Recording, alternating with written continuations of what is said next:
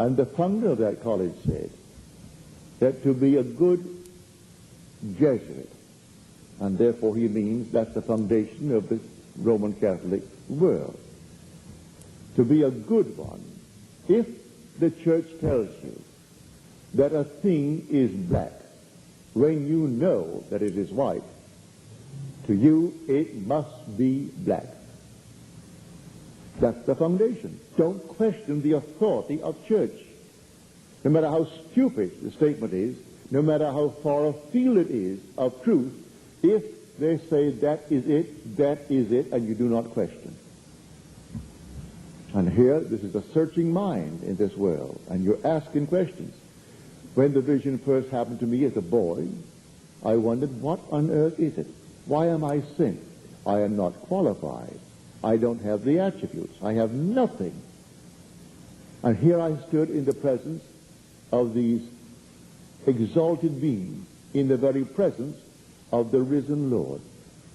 And he embraced me because I answered correctly. But my answer was automatic. It came just as though I were prompted. I heard no voice, but I might just as well have been prompted. It came automatically when he said, what is the greatest thing in the world? And I answered in the words of Paul, faith, hope, and love. These three, but the greatest of these is love. And then the Ancient of Days embraced me. And we fused and became one body, just one body. Yet I didn't lose my identity, and I'm quite sure he didn't lose his. But I was baptized at that moment, death baptism, to enter into the body, to actually submerge oneself in the body. Now we have it here where you push them into the water. They've got to go right down into the water. They think that's doing it. Many of them get drunk that way. I wasn't drunk. I was simply embraced by infinite love. That was my baptism. And then I was sent into the world, wondering, what on earth am I going to talk about? I am not qualified. I do not have the educational background. I have no background to do what undoubtedly I am under compulsion to do. But in time, the whole thing began to awake within me. And I was moved by compulsion to tell it. And my first night, I think 6 people came. And from then on, it grew and grew and grew as I grew in understanding of what it meant. But that was indelibly impressed upon my mind. I can see it now in my mind's eye. I can see the recording angel before the book looking at me and then checking off my name, undoubtedly. But she didn't speak. She just simply looked and then took that quill and checked it, as told in the 12th chapter of the book of Daniel. And then I came back into the presence of this Ancient of Days, and I could think of nothing but love, infinite love. And then he embraced me. Then I stood before infinite might. And it was he who said to me, time to act. And I was whirled out of that wonderful assembly back upon my little bed, and the room filled with light. And for the longest while it didn't subside. But what must I do? Time to act what? But as time went on, it unfolded within. And then it began to erupt and erupt and erupt. So he selected me to do it. And when the time comes, I am quite sure if it is ever discovered, if they ever find those scripts, they're going to find my story in that book. For that's the true story of the birth from above.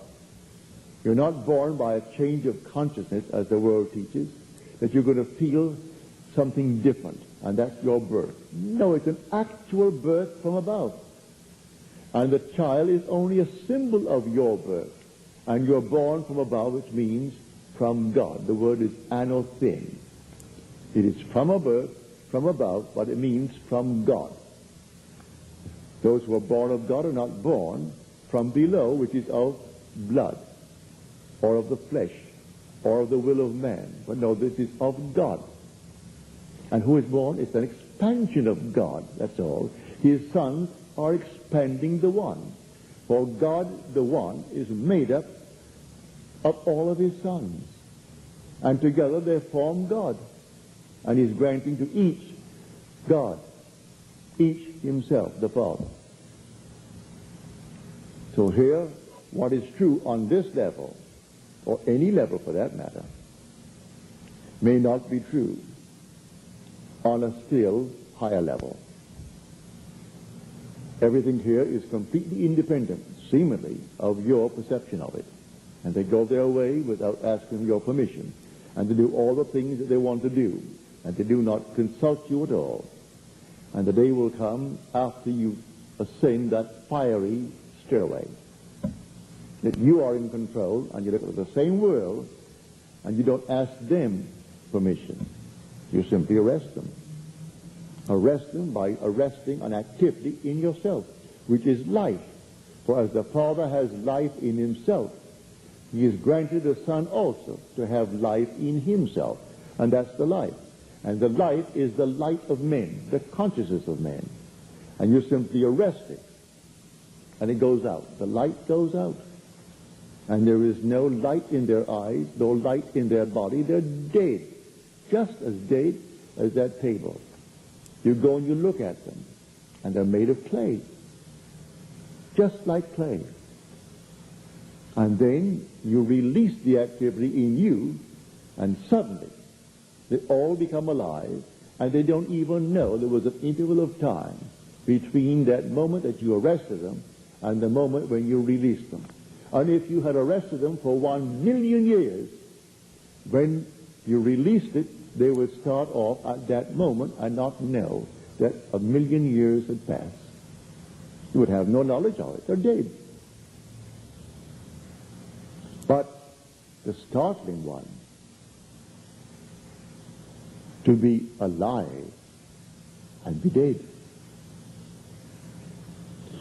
To die, and you'll meet them one day, because this is going to happen to you. And you can't persuade them that they're dead, but that's all right, because they're not. They're very much alive.